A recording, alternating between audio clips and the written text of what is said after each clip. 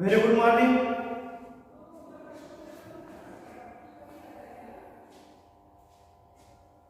The French revolution यानी कि फ्रांसीसी क्रांति इस टॉपिक में इससे पहले हम French society during the late 18th centuries में कैसे सिचुएशन निर्माण हुई थी इसकी बारे में हमने जानकारी ली है। उसमें हमने देखा था कि किस तरह से फ्रांस में समाज को 3 स्टेप में बांट दिया था और लास्ट में हमने देखा था कि किस तरह से समाज का जो थर्ड स्टेज है, जिसे हम तीसरा वर्ग भी कह सकते हैं, उनको सभी तरह से आर्थिक तौर पर सब टैक्स उन पर ही लगाए गए और उनका विशेषता यह है कि उनका इनकम यानी कि टैक्स उन पर ही ज्यादा थे, लेकिन उनका इनकम बहुत कम था। और दूसरा विशेषता यह है कि जिनका प्रॉफिट ज्यादा है, जिसकी वेजेस ज्यादा है, उनको टैक्स से फ्री कर दिया था। इस तरह से इकोनॉमिकली कंडीशन कुछ ऐसे हमें दिखाई देती है। और इसके अलावा हमने देखा था कि समाज में किस तरह से ये जो थर्ड स्टेट के लोग हैं, यही सब पूरा काम करते थे और इसके बावजूद फ्रांस में किस तरह से द स्ट्रगल टू सर्वाइव, मतलब जीने का संघर्ष किस तरह से उनका शुरू हुआ था, इसकी इंफॉर्मेशन इस टॉपिक में हम देखने वाले हैं। देखो,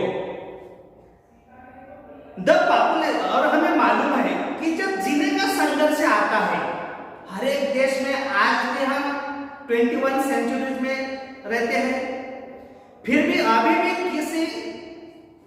किसी न किसी देश में, जैसे 1789 के बीच में फ्रांस में ऐसी स्थिति थी, लेकिन आजादी के बाद हमारे देश में कुछ हद तक या किसी और कंट्रीज में ऐसे सिचुएशन हमें देखने को मिलती है।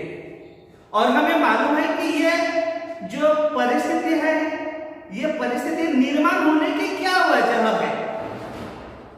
क्या कोई बता सकता है कि ये परिस्थिति किस वजह से निर्माण होती है? इनके बहुत ही रीजन हमें देखने को मिलते हैं, लेकिन सबसे बड़ा रीजन है पॉपुलेशन।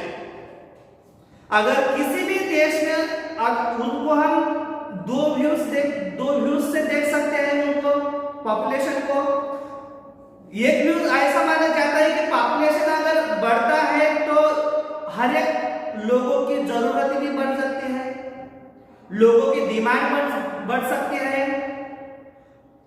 और सब लोगों को अगर डिमांड के जरिए हम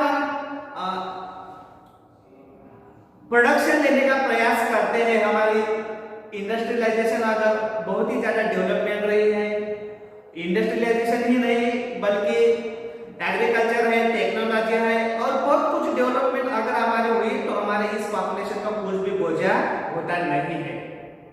और एक बात, दूसरी बात यह है कि अगर पॉपुलेशन ज्यादा रहे, लेकिन वहां के पॉपुलेशन में जिसे हम यंगर कहते हैं, यंगेस्ट कहते हैं, हम पूरी दुनिया में मालूम है हमें, अगर हमारे देश के अगर हम पॉपुलेशन के बारे में बात करते हैं तो चाइना के बाद हमारा नंबर आता है, लेकिन हमारे देश को यह तरुण लोगों का देश कहा जाता है और हमें मालूम है कि तरुण लोगों में कार्य क्षमताएं ज्यादा रहती है और इसीलिए हमारे देश में पॉपुलेशन ज्यादा है, लेकिन इसे हम सकारात्मक दृष्टि से देखते हैं।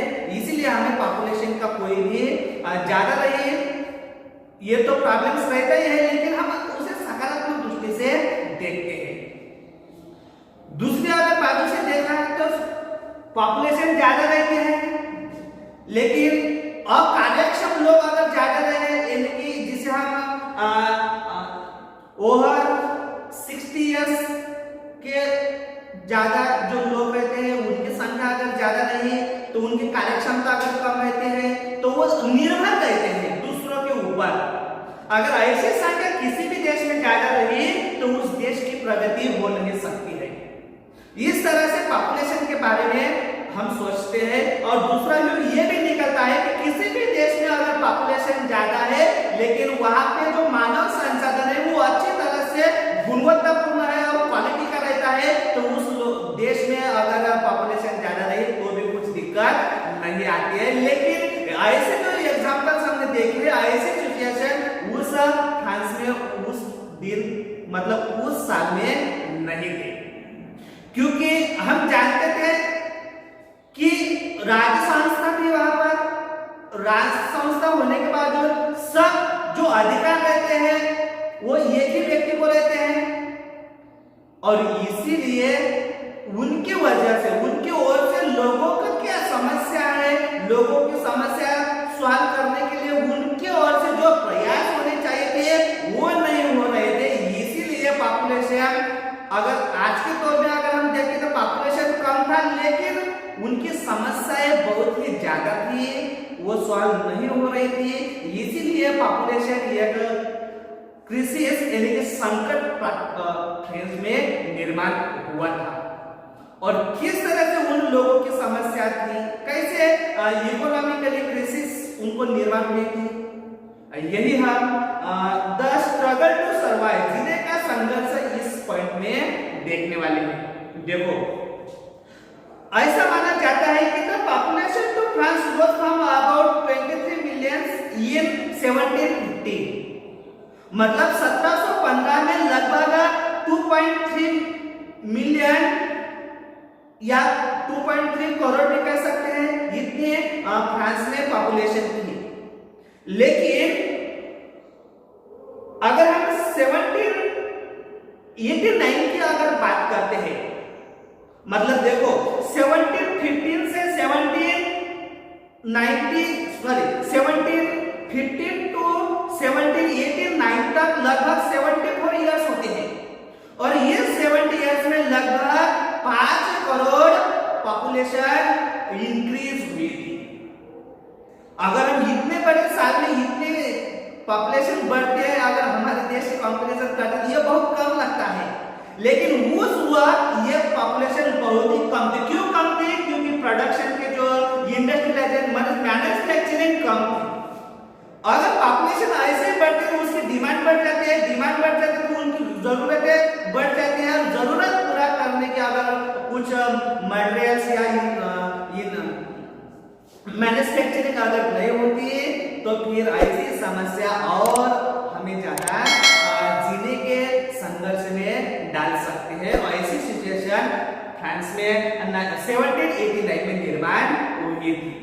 देखो यहां बताया है कि इस तरह से 1715 टू 1789 तक ये जो 74 इयर्स होते हैं, इस साल में इन 74 साल के दौरान 5 करोड़ लगभग पॉपुलेशन बढ़ गई फ्रांस में। और इस तरह से क्या हुआ, this led a rapid increase the demand for food grain। और इस तरह से क्या हुआ कि अगर पॉपुलेशन बढ़ती है तो उसकी डिमांड भी बढ़ सकती है और इस तरह से फ्रेंच में अनाज की मांगों में लगभग तेजी से मांग उनकी बढ़ रही थी, रैपिडली इंक्रीज हो रही थी।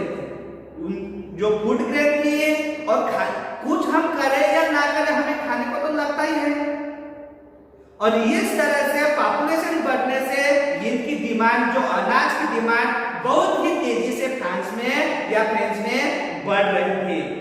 Population of grain could not keep pace with the demand. लेकिन अनाज की मांग तो बढ़ रही थी, लेकिन अनाज की मांग अगर बढ़ती है तो उनको सप्लाई भी हमें बढ़ाना पड़ता है। लेकिन जितनी अनाज की डिमांड थी उस तरह से प्रॉफिट या प्रोडक्शन वहां पे नहीं निकलता था, इसलिए अनाज की जो मांग थी वो पूरी नहीं हो रही थी। और इसलिए जीने का संघर्ष उनका शुरू हो रहा अभी से।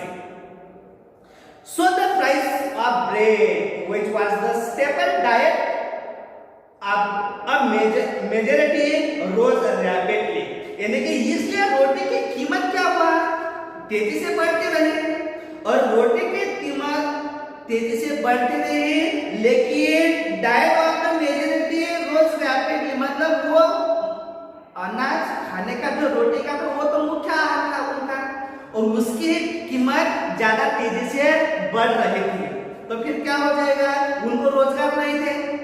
अगर ऐसी प्राइस बढ़ सकती है तो फिर ऐसी सिचुएशन में फ्रेंच जी रहा था।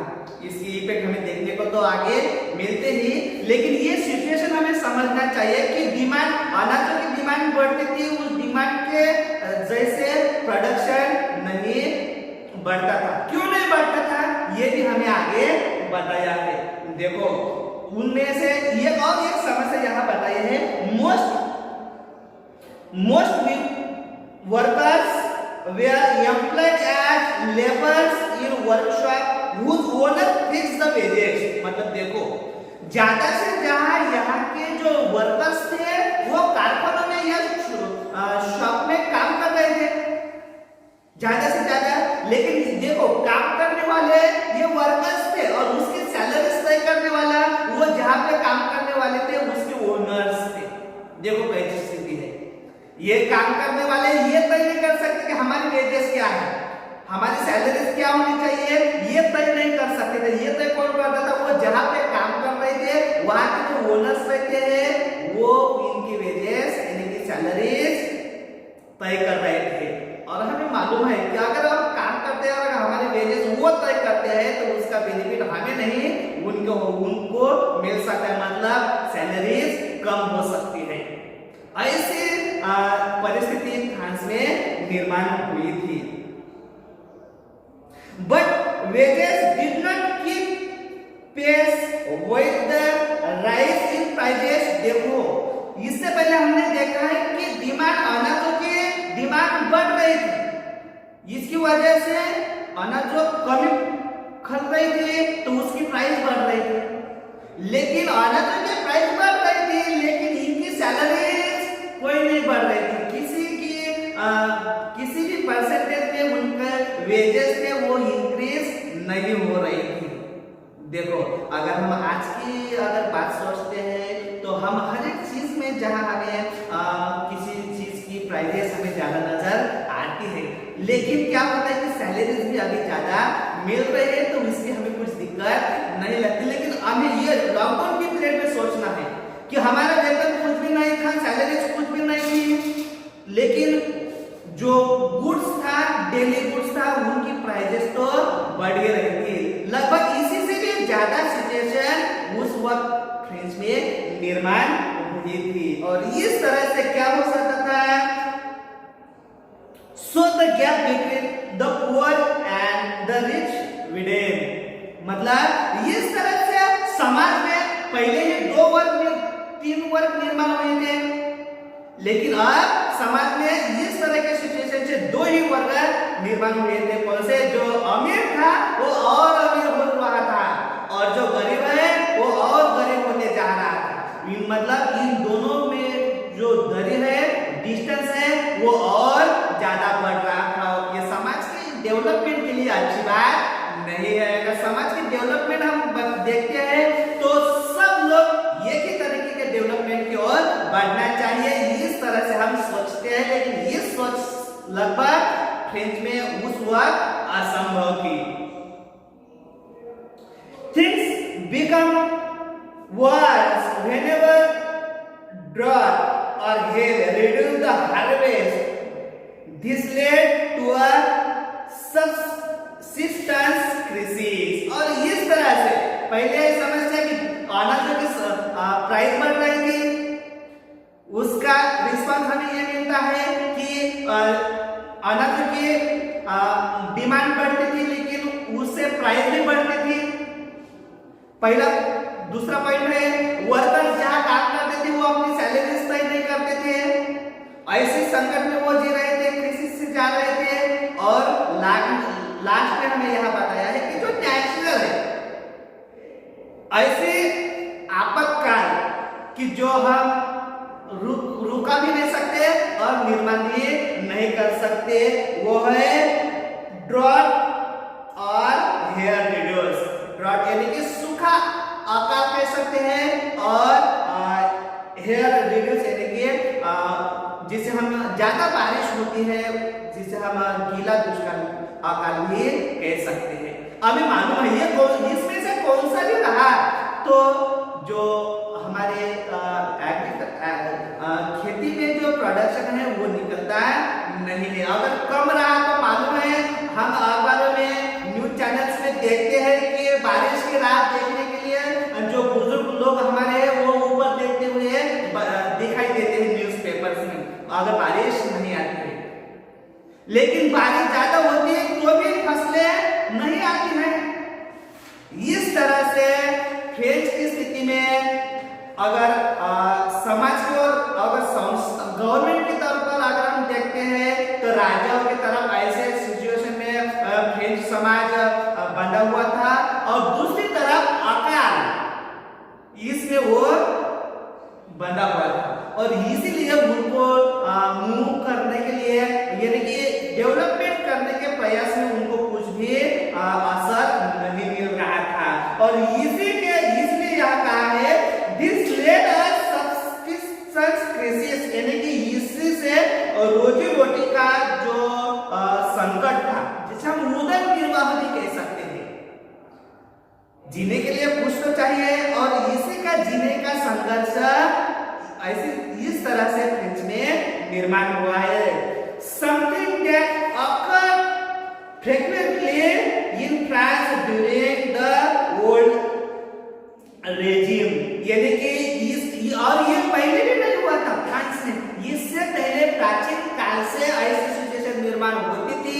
इसलिए उनको ये अभी इतने अकाल नेचुरली हुए थे, फिर भी उनको ये आम जैसा लग रहा था, क्योंकि उनको इसकी हैबिट हो चुकी थी, गुलाम होने की अगर हैबिट उनको हो चुकी थी, इसलिए उनको कुछ भी नहीं लग रहा था। लेकिन समाज में जो दूसरा वर्ग था, जो थर्ड स्टेट में कल हमने देखा है, थर्ड स्टेट में मतलब तीसरे वर्ग में बिजनेसमैन रहते हैं, मर्चेंट, पोर